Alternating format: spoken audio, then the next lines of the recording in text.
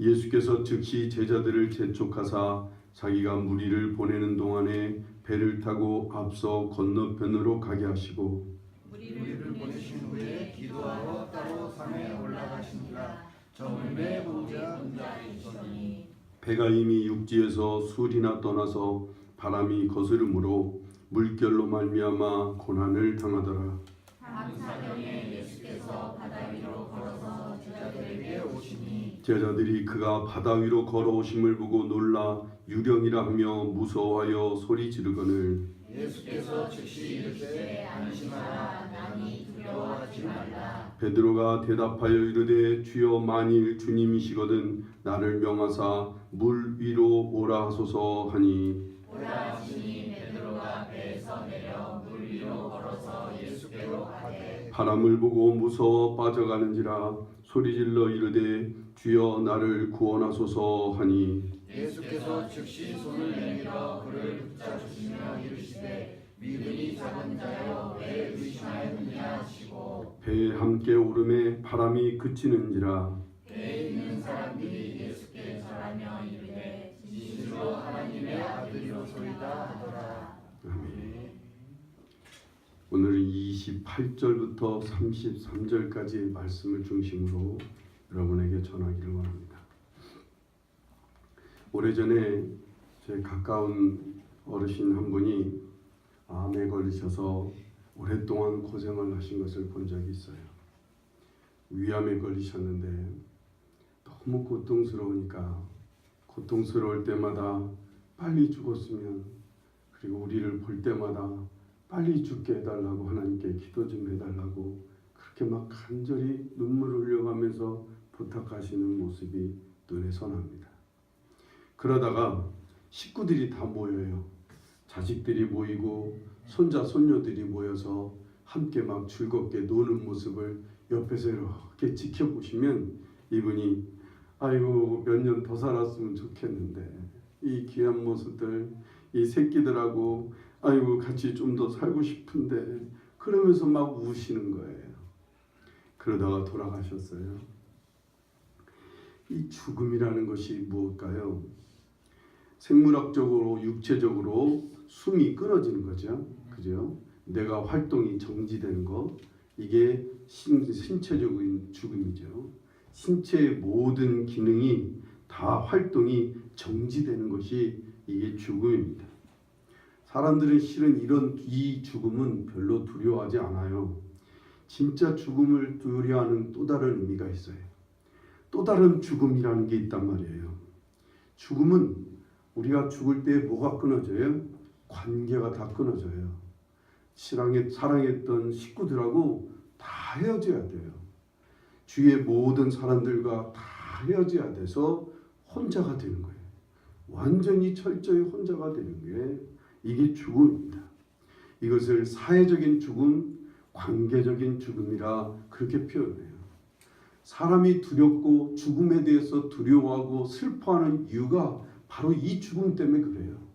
관계의 죽음이 있어서 사랑했던 내 가족이 어느 날 죽음으로 영원히 헤어지니까 사랑했던 내 가족이 내 친구가 내 이웃이 영원히 우리들 곁을 떠나니까 이게 슬픈 거고 죽는 사람으로서는 이제까지 정들었던 사람들과 함께 이제 영원히 헤어져야 되니까 이게 그렇게 무섭고 이게 두려운 거예요.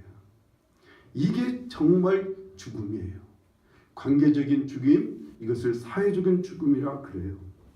사람들이 정작 두렵고 슬프고 안타까운 것, 바로 정말 이 관계의 죽음인 거예요. 사람과의 사회적인 이 죽음인 거예요. 그래서 오늘 말이에요. 요즘 여러분 이 숲속에서 혼자 사시는 분들에 대해서 TV에서 계속 보여주죠. 뭐 자연인이다. 뭐 나홀로 사는 깊은 산속에서 혼자 사는 이런 사람들을 TV에서 잘 보여줍니다. 그러나 실은 미안한 얘기지만 그분들은 이미 관계적인 죽음에 이른 사람들이에요. 세상의 모든 관계를 다 끊어버리고 산속에 들어가 혼자 산다는 거 이건 자기 스스로 죽음을 선택한 거란 말이에요. 범죄자들에게 가하는 가장 큰 형벌이 뭐예요? 범죄가 범죄를 저지르면 이 범죄자들에게 나라에서 사회적인 죽음을 갖도록 아예 격리를 시키는 거예요. 사회에서 격리를 시키는 일을 한다 그 말입니다. 오늘 이 사회가, 이 나라가 종교의 자유가 있어요.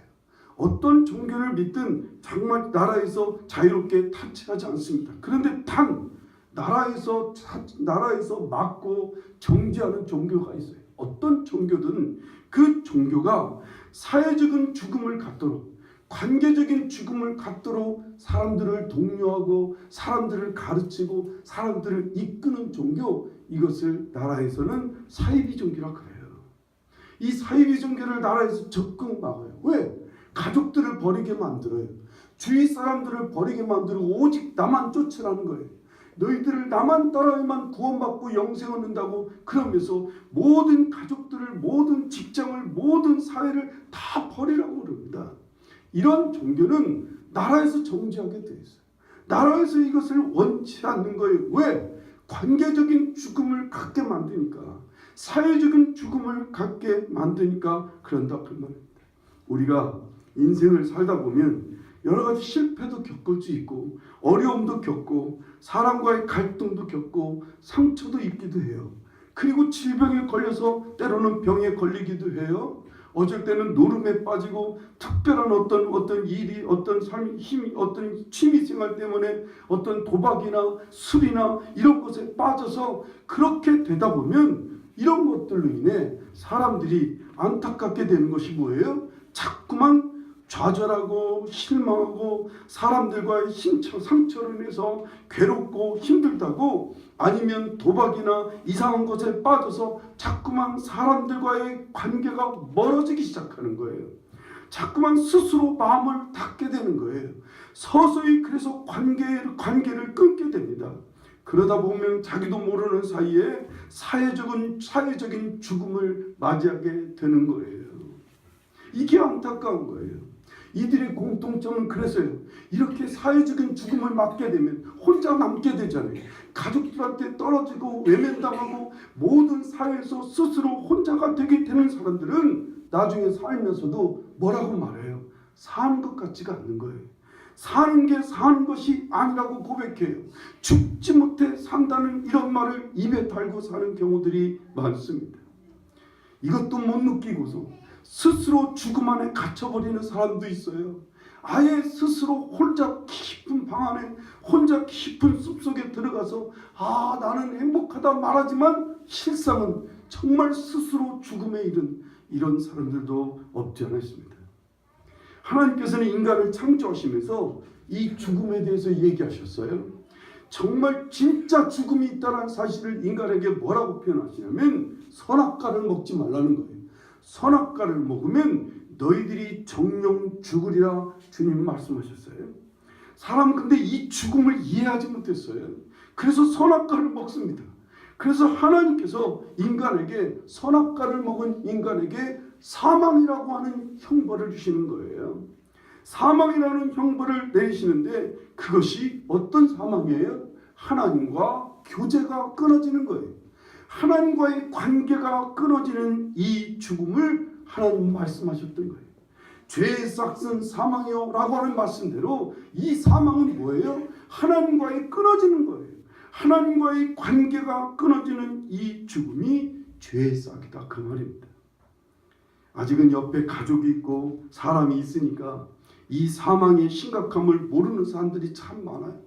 하나님과의 관계가 끊어진 이 사망이 어떤 심각한 죽음인지, 하나님과 교제가 끊어진 이 죽음이 얼마나 심각하고 고통스러운 죽음인지 아직 잘 못 느끼는 사람들이 많아요. 그런데 진짜 이제 육신이 죽으면 이때부터는 아무도 없습니다. 영원히 하나님과 끊어진 채 정말 혼자 불 속에 들어가, 혼자 어둠 속에 들어가 영원한 죽음을 맞이하게 되는 거예요. 왜 혼자예요? 그게 죽음이기 때문에. 죽음이라는 것은 숨이 끊어지는 죽음이 아니라 관계가 끊어지는 게 죽음이에요.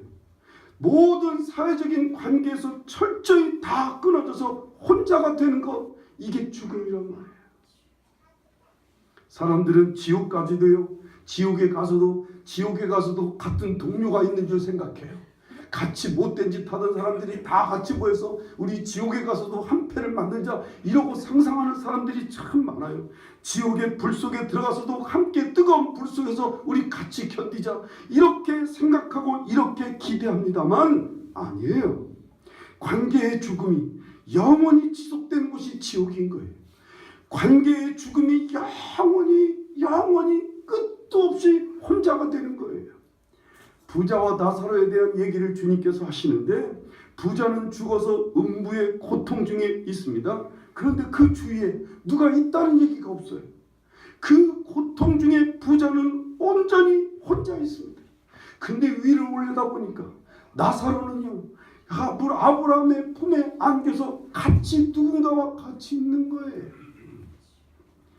이것이 가장 무섭고 가혹한 형벌이라 그 말입니다. 모든 사람이 죄를 범하였으며 하나님의 영광에 이르지 못하더니 그리스도 예수 안에는 구속으로 말미암아 하나님의 은혜로 값없이 의롭다함을 얻은 자 되었느니라. 예수 그리스도로 말미암아 우리는 의롭다함을 얻었다는 거예요. 우리가 예수를 믿으면 의롭다함을 얻는데 의롭다함을 얻는다는 게 무슨 뜻인가? 하나님과의 관계가 회복이 되는 거예요. 예전까지는 우리가 죄인이어서 하나님과 관계가 끊어졌는데 예수님을 믿음으로 우리의 죄값을 다 치러주심으로 하나님과 나 사이가 이제 깨끗해졌어요. 나를 의롭게 보셔서 하나님이 나를 받아주시기 시작하는 거예요. 하나님과 나와의 교제가 시작이 되는 거라 그 말입니다. 죄의 싹은 사망이요 하나님의 은사는 그리스도 예수 우리 주 안에 있는 영생이니라. 우리가 예수를 만나면 하나님과 관계가 회복이 되면 뭘 얻어요? 영생을 얻어요. 영원히 하나님과 교제하며 영원히 하나님과 함께 관계를 이루며 살게 된다 그 말입니다. 영접하는 자 곧 그 이름을 믿는 자들에게는 하나님의 자녀가 되는 권세를 주셨으니 우리가 예수를 믿으면 우린 영원히 하나님의 자녀로서 하나님과 함께 관계를 이루는 영생을 누리게 된다는 사실을 믿으시기 바랍니다. 우리가 예수님을 믿어 하나님의 자녀가 되면 그래서 이제 영원한 관계 안으로 들어갑니다. 영원히 지속되고 계속되어지는 관계 속으로 하나님이 우리를 이끌어 주십니다. 그것이 하나님의 자녀라는 관계 속으로도 이끌어 주시고 하나님께서는 또한 하나님과 나와의 관계 속으로 이끌어 주실 뿐만 아니라 우리를 교회 안으로 이끌어 주셔서 교회 안에서 성도들과 함께 교제하며 살게 하시는 거예요. 교회 안에서 우리는 하나님의 자녀로서 예수님과 함께 서로를 사랑하면서 아름다운 관계를 이루며 살도록 부름 받았습니다. 그래서 박씨 가문만 교제하는 게 아니에요. 교회 안에서는 같은 지방 사람들만 모여서 교제하는 게 아니에요. 같은 학교 출신만 교제하는 게 아니에요. 같은 회사, 같은 직장, 같은 취미생활하는 사람들만 모여서 교제하는 게 아니에요. 세상에 이건 모임이고 세상의 관계인 거예요. 교회는 세상의 여러 조건과 외모를 따지지 않는 것이 남녀노소 어떤 것들 자격이 있어야 관계 속에 들어가는 게 아니에요. 교회는 누구나 정말 어떤 인종이든 어떤 사람이든 예수 그리스도를 믿어서 하나님의 자녀가 되기만 하면 우리는 다 함께 한 형제자매로서 함께 관계 속에 있게 된다는 사실을 믿으시기 바랍니다. 하나님의 교회는 이 관계 속에 들어올 수 있는 유일한 자격이 뭐예요? 예수 그리스도를 믿기만 하면 되는 거예요. 오직 믿기만 하면 이 관계 안으로 하나님 안으로 우리는 다 들어올 수 있게 되는 거예요. 저는 오늘 말씀을 보면서 특히 오늘 이 베드로를 보면서요. 물 위를 걷다가 바다에 빠져가는 이 모습을 보면서 바로 오늘 우리의 모습을 보게 됩니다. 죽어가는 사람들 말이에요. 점점 관계에서 사회적으로 혼자가 되어가는 이런 죽음을 맞이하는 사람을 저는 이 베드로를 통해서 보게 됩니다. 누가 이렇게 빠지고 싶겠어요?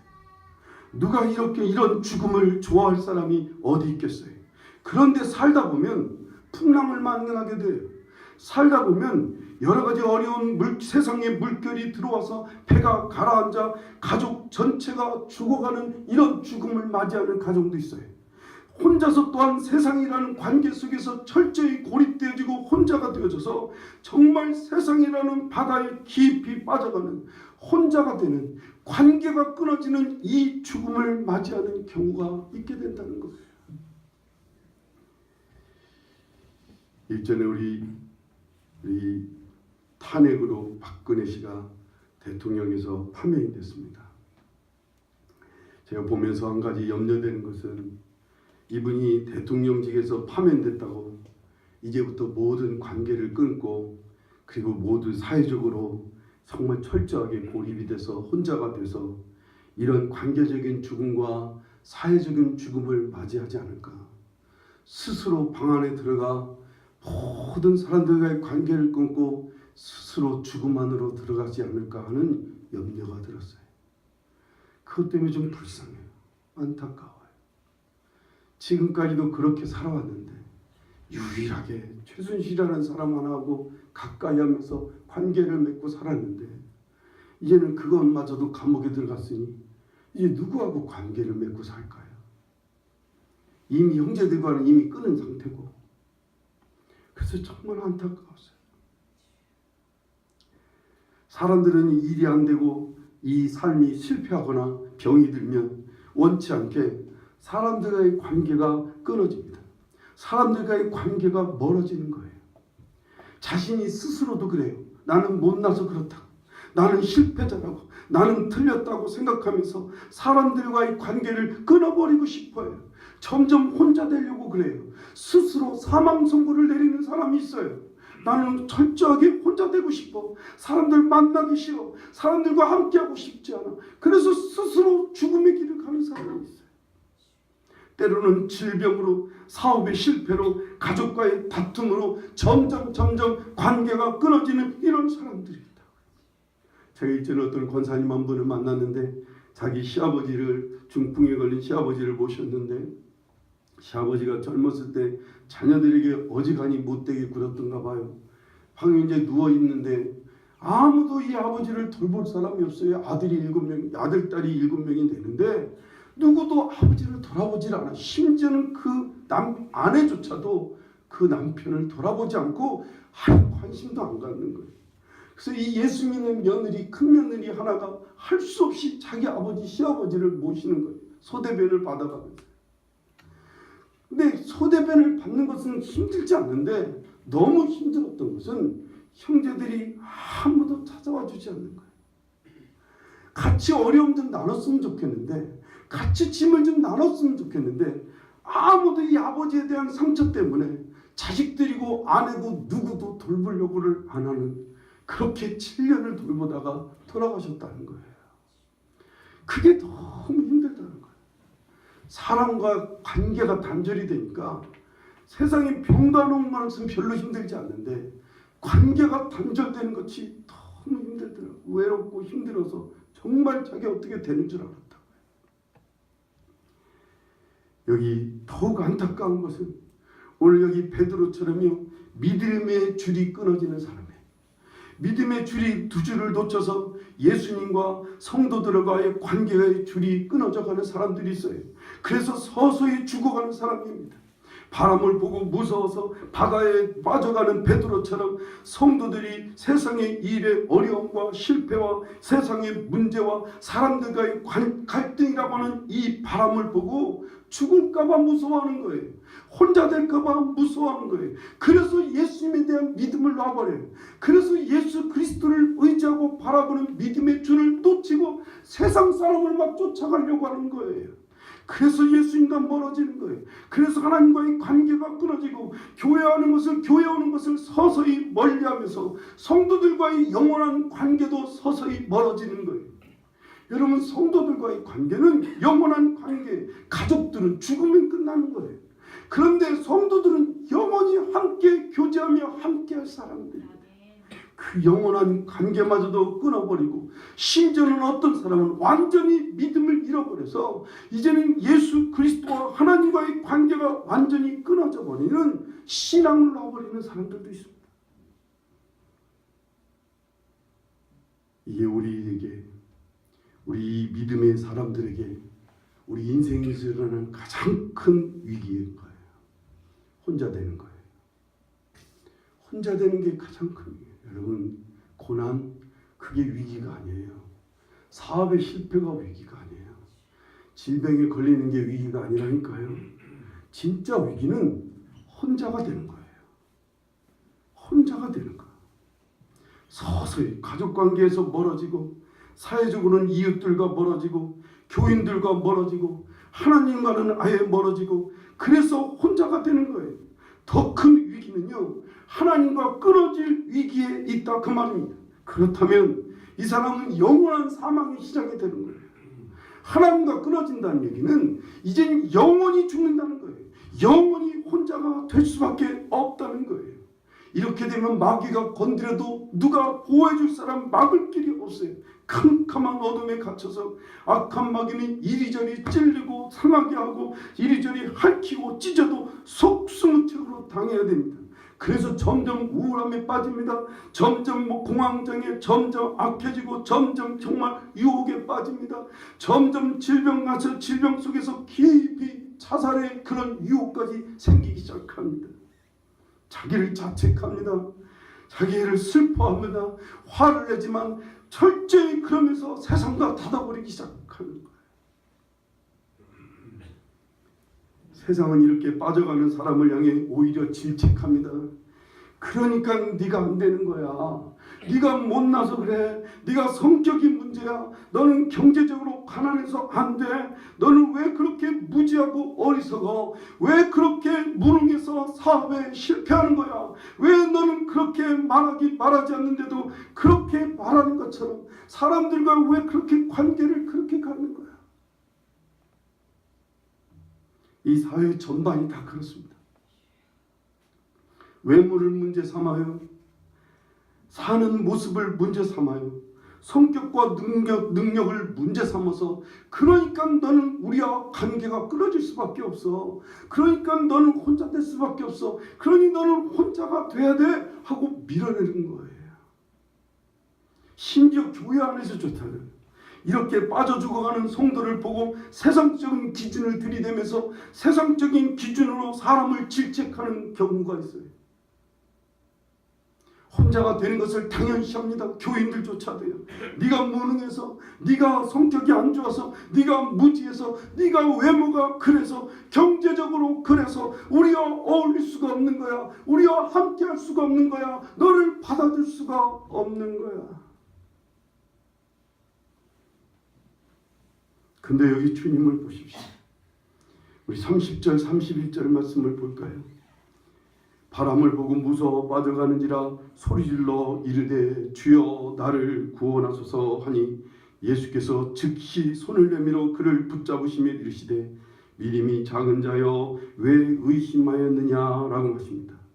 빠져가는 베드로가 나를 건져달라고 하니까 혼자가 되어서 점점 홀로 되어가는 이 사망의 죽음, 관계의 죽음을 맞이하는 이 베드로가 날 건져달라고 호소하니까 예수님은 즉시 손을 내밀어 그를 붙잡아 건져주시는 거예요. 그리고는 믿음이 적은 자여 왜 의심하였느냐라고 말씀하십니다. 거기까지 끝났다면 문제가 심각하지. 그런데 예수님은 그를 잡아 올리시는 그는 배에 함께 오름에 바람이 그치는지라 배에 함께 오르신다 그 말입니다. 네 성품 좀 죽이고 와야 돼. 네가 경제적으로 좀 살 만큼 살아줘야 우리는 너를 받아줄 수가 있어. 네 하는 일 일으켜 세운 위에 그래야 와야 우리가 받아줄 수 있단 말이야. 너는 너무 사람을 힘들게 하니까 그러니까 마음 좀 부드럽게 하고 와야 난 널 받아줄 수가 있어. 이게 아닌 거예요. 이것은 사람을 2번 죽이는 거예요. 예수님은 믿음이 적어서 의심하는 것을 지적하시는 거예요. 지적하시지만 이게 너의 문제야. 그렇지만 너는 내가 너를 붙잡아 주는 거예요. 네가 지금 빠지는 이유는 믿음이 적어서 빠지는 거야. 그러면서 손을 잡아 건져내 주시는 거예요. 그리고 함께 배에 올라주신단 말이에요. 다시 관계 속으로, 다시 교제 속으로 이끌어 주시고 함께 이 문제를 해결해 가시는 거예요. 믿음이 적은 베드로는 이후에도 계속 믿음이 적어져서 믿음이 적은 상태가 돼서 예수님을 3번씩이나 모른다고 도망치기도 하고 자리를 다툼하면서 서로 싸우기도 하고 계속해서 이 예수님에 대한 믿음이 약해서 흔들렸던 베드로예요. 심지어는 예수님이 베드로를 위해서 사단이 밀가부로 타며 너를 청구하였으나 내가 그걸 위해 널 위해 날마다 기도했노라고 주님 고백하십니다. 베드로의 이 믿음 없는 이 베드로를 주님은 계속 기도해 주시면서 그를 붙잡아 내셨던 거예요. 수고하고 무거운 짐진 자들은 다 내게로 와라 내가 너희를 쉬게 하리라 말씀합니다. 세상은요 수고하고 무거운 짐진 자들을 부담스러워합니다. 수고하고 무거운 짐진 자들을 거부합니다.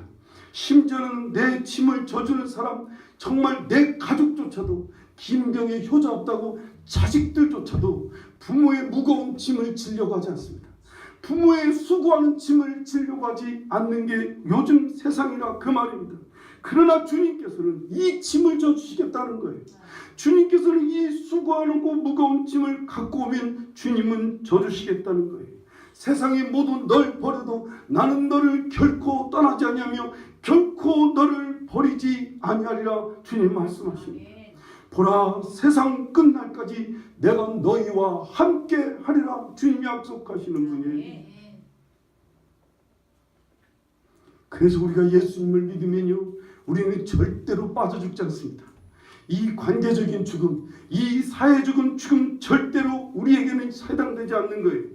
우리는 절대로 이 사회적인 죽음을 맞이하지 않게 됩니다.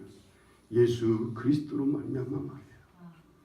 세상적으로 혹은 사회적으로 관계적으로 빠지는 이 죽음을 맞이하게 될 때 우리가 예수님을 부르기만 하면 우리가 예수님을 찾기만 하면 예수님은 우리를 건져주시기 시작하는 거예요. 환난 날에 나를 부르라 내가 너를 건지리니 네가 나를 영화롭게 하리라 말씀합니다. 우리의 환난 날이 언제니까? 우리가 빠져가는 시간이 환난인 거예요. 고난이 환난이 아닌 거예요. 사업의 실패가 환난이 아니고 질병이 환난이 아니란 말이에요. 관계의 죽음이 내게 오는 것이 환난이란 거예요. 사람들 속에서 혼자가 되고 사회 속에서 혼자가 되고 철저하게 끊어지고 연약해져서 정말 관계적인 죽음이 찾아오는 환난이 올 때 날 부르라는 거예요. 그러면 주님께서는 나를 붙잡아 건져주시는 거예요. 함께 배에 올라 우리를 새로운 관계 속으로 하나님과 예수님과 성령과의 그 교제 속으로 우리를 불러주시는 거예요. 성도들과의 교제를 위해서 우리를 교회 안으로 이끌어 주시는 것을 믿으시기 바랍니다. 육신의 가족관계는요 육신이 죽으면 끊어져요. 그러나 교회 안에서 성도들과의 관계는 영원히 지속되는 거예요. 이 교회는 나이 많다고 관계를 끊어버리지 않습니다. 이 교회는 병들었다고 사람들을 외면하는 게 아닙니다. 외모가 그렇다고 외면하는 것이 교회는 아닙니다. 어떤 자격이 있어야 교제할 수 있는 것이 교회가 아닙니다. 예수님의 이끌림을 받아 모두 함께 누구나 같이 교제하며 형제 자매의 관계를 맺는 것이 교회인 것을 믿으시기 바랍니다. 그게 정상적인 교회. 여러분 인생을 살면서 우리 때로 베드로같이 실패할 수도 있어요. 때로는 우리 여러 가지 어려운 걸 겪기도 하고요. 일이 잘 되어 뜻대로 잘 되다 보니까 유혹이 많을 수도 있어요. 우리는요. 교회 생활하면서도요. 여러 가지 문제 때문에 아픔과 상처를 겪을 수도 있어요. 이럴 때 마귀는요. 이럴 때 세상은 우리를 자꾸만 죽도록 빠지게 합니다. 관계의 죽음으로 몰아갑니다. 사회적인 죽음으로 우리를 몰아가서 자꾸만 혼자가 되게 만들어요. 자꾸만 관계에서 멀어지게 우리를 막 독려합니다. 낙심과 절망과 자책감으로 스스로 자신에게 죽음을 선포하는 사람들도 많습니다. 나는 혼자 돼야 돼. 나는 누구하고 같이 있고 싶지 않아. 나는 우리 가족들과도 같이 만나고 싶지 않아. 그리고 스스로 혼자 죽어가는 사람들이 있습니다. 이때 기억하셔야 돼요. 인생이 빠질 수 있어요. 이렇게 빠지게 하는 일이 다반사예요. 그런데 이때 우리는 주님을 찾아야 돼요. 이때 우리는 주님을 만나고 주님의 도우심을 받아서 우린 주님 안에서 함께 다시 이 죽음의 바다에서 우린 건져냄을 받아야 된다 그 말입니다. 그래서 다시 관계가 회복이 되어지는 거예요. 그래야 그렇게 해서 괜찮아지는 거예요. 누가 내 옆에 있으면 괜찮아요.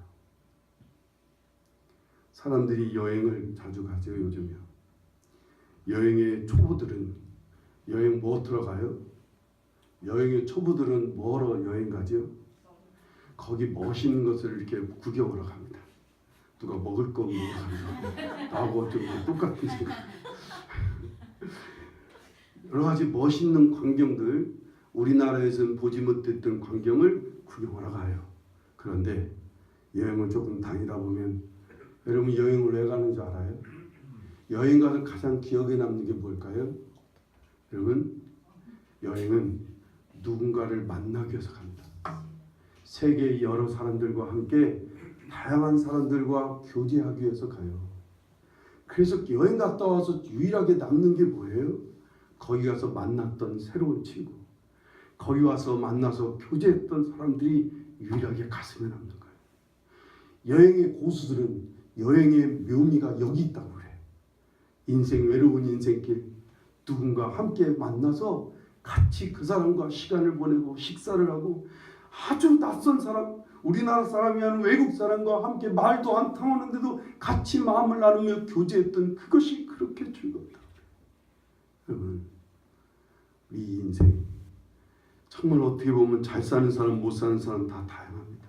그러나 하나님이 우리에게 허락하신 귀한 은혜는 뭐예요? 이 아름다운 관계 속에 우리를 불러주시는 거예요. 하나님과 그 아들 예수님과 성령의 교제 속에 우리를 불러주시고, 성도들과의 관계 속에 우리를 불러주셔서 우리로 함께 관계를 맺도록 이끌어주시고, 그래서 이 관계가 영원하도록 이끌어주시는 거, 이게 괜찮은 인생인 거예요. 이게 복 있는 인생인 거예요. 여러분과 제가 이 가운데 있기를 간절히 바랍니다. 때로는 빠질 때 있어요. 때로는 혼자 되는 이 죽음에 이를 때 우린 빨리 그때 주님을 불러야 돼요. 우린 절대로 빠져서 안 되는 죽음이 있어요. 그건 하나님과의 관계의 죽음이에요. 절대로 하나님과 멀어져서는 안 돼요. 우리 주 예수 그리스도와 멀어져서는 안 돼요. 왜? 그분과 함께 우리는 죽음의 바다를 건너야 되니까요. 예수 그리스도만이 우리를 붙잡아 주시고, 예수 그리스도께서 우리를 그 하나님 나라에서 많은 선지들과 함께 같이 있게 하실 거예요. 우리 그 손을 놓으면 우리는 영원히 혼자 될 거예요. 영원한 지옥 속에서 영원히 혼자서 그렇게 고통 속에 살아야 될 거예요. 그 생각만 하면 저는 너무 불쌍한 거예요. 이 믿지 않는 사람들, 예수 믿지 않는 사람들이 정말 불쌍한 것은 그들은 죽음이 기다리고 있다는 거예요. 육체적인 죽음이요, 그 불구덩이 같은 고통이요, 그건 아무것도 아닌 거예요. 그 캄캄한 어둠 속에 혼자 있다는 거예요. 그 뜨거운 불구덩이 속에 혼자 있다는 거예요. 영원히 말이에요, 영원히.